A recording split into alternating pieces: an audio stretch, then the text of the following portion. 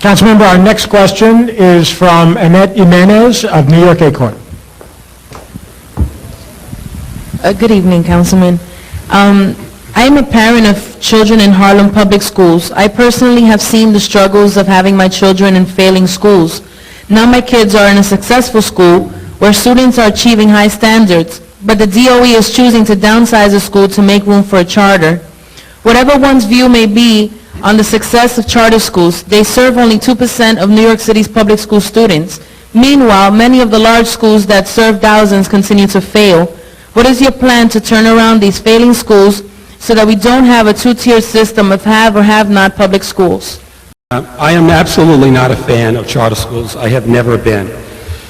The whole reason, and somebody can correct me if I'm wrong, the whole reason charter schools came about is because the regular schools, the public schools, were failing. So why in hell did we come up with another system? Why not fix the schools in the first place? I mean, that's what we should be doing. As mayor, I would make sure that funds are distributed equally to every school in every district.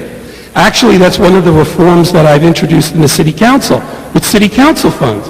Should be done with the same budget, and the mayor has the power to do that. We should make sure that every school has up-to-date equipment, the best computers, the best teachers, and I would make sure that we do that. And eventually, if we do that, charter schools will just go away. There shouldn't be a two-tiered system at all.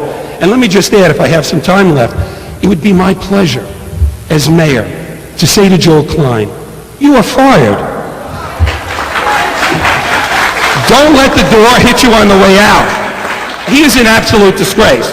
And I'm absolutely amazed that this farce of a new Board of Education has now re-elected him or given him the chance to stay and given him all the powers. This is an absolute disgrace. This is an absolute disgrace.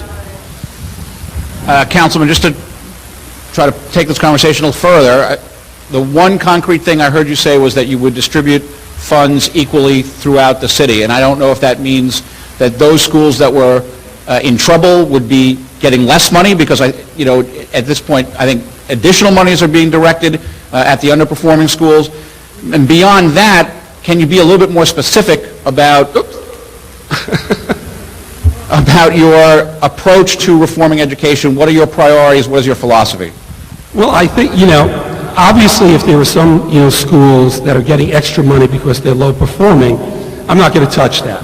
But I think if you start to distribute the funds equally, you create a system by which everybody has the same advantage. And I think over time we can get to that point.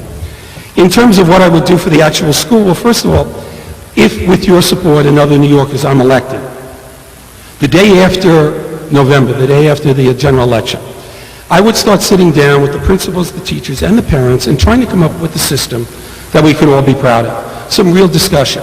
I'm not the expert in the education system, the teachers are. The parents are, because they're involved in it each and every day. Why are we not listening to you? I don't get it. I'm not the expert, they are.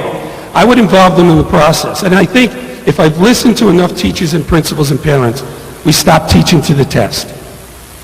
That's the first thing. We have to educate kids. And again, it goes back to making sure that parents are involved and that the funds are distributed adequately. And I see my time is up. The next question.